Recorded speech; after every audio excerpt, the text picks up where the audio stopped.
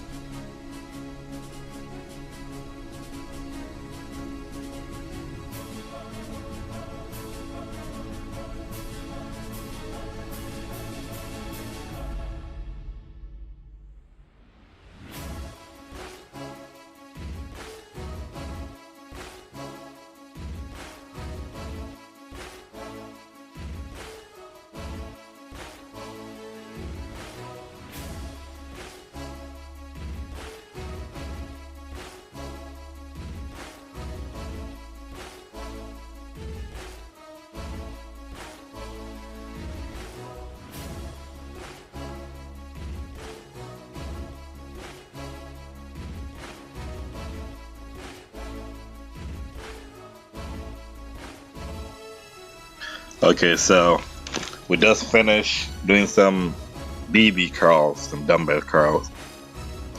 Now we're gonna train at least one tricep movement. That's what I like to do in between training my bicep.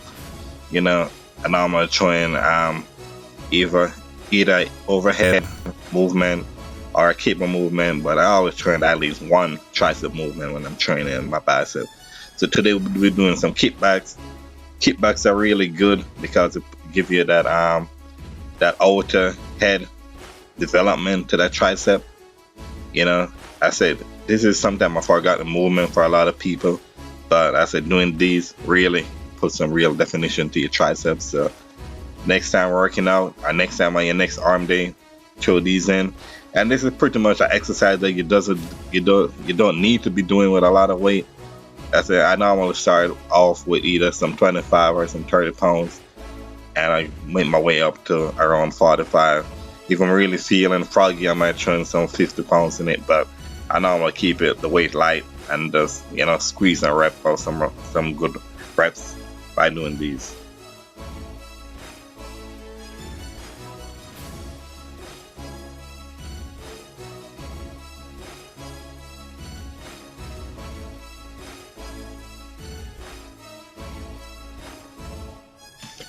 So now we're at pretty much everyone's favorite go-to exercise when it comes on to training bicep is the barbell curls.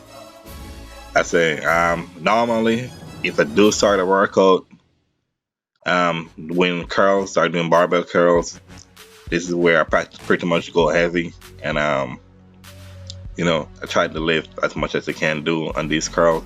But once I throw it in as midway into the workout, there's no longer a need to go super heavy because your arms is already pumped and you just push more blood into that muscle. You don't want to overexert yourself and pull a muscle or tear the biceps. So always be cautious in the time I'm doing barbell curls. I say if it's in midway in between my workout, now I'm gonna use a weight that is significantly less than what I would have done at the beginning. But here I said the focus on form, focus on squeezing at the top of the movement, and yeah, you get it.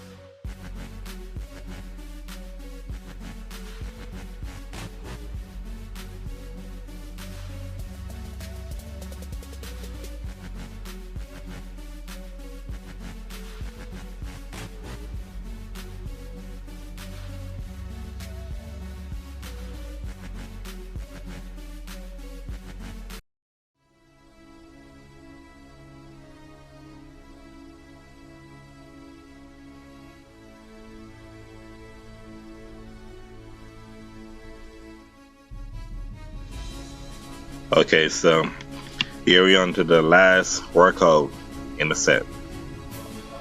We're doing some cable preacher curls. So these can be, as I mentioned in the beginning, these can be done with a dumbbell. You can do some DB preacher curls, or you can do some concentrated curls. But here we're doing the cable machine, doing some cable preacher curls, and it's pretty much the same concept. You want to ensure that the tricep is resting against the pad. You want to ensure that the pad is pretty much under the armpit. Note, ensure that when you finish, you clean that machine back off. Nobody want to put, their body up against where your armpit was before. But yeah, that's the best way to lock in.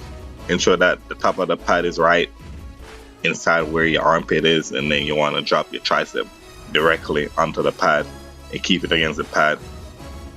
A lot of people focus on when they're doing this workout that instead of training bicep, they talk about full extension and full locking out.